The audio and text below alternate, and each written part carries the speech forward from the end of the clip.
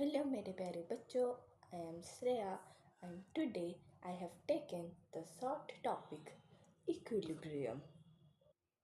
So, equilibrium is a state of body where आप अगर motion में होगा एक बॉडी तो आप उसे रेस्ट में नहीं ला सकते.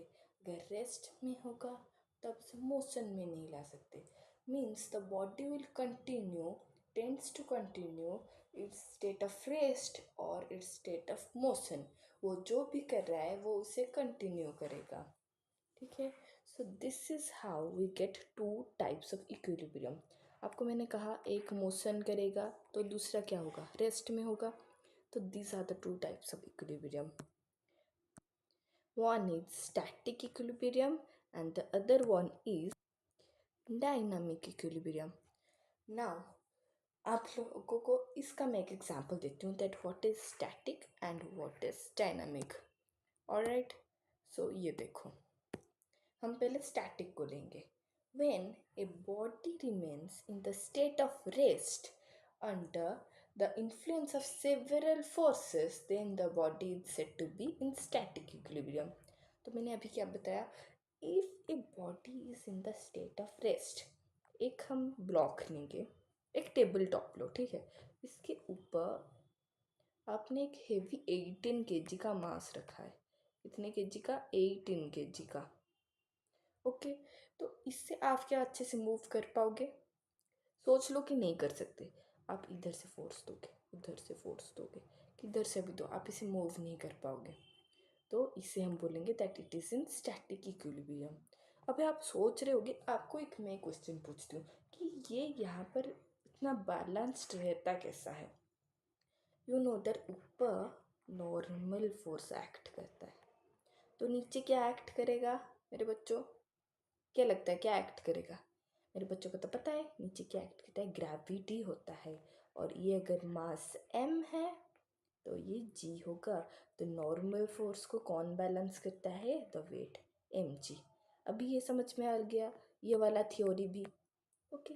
Now we will go to dynamic equilibrium. तो क्या सोचे हो, डायनामिक इक्विलिब्रियम है क्या? If a body continues to move in the uniform motion when two or more forces acting on it, then it is called a dynamic equilibrium. अगर हम एक body को 1000 फोर्सेस देंगे, एक बॉडी है, लेट इट बी कि एक rain drop है, एक रेन ड्रॉप, यहाँ पर बहुत सारे बादल हैं.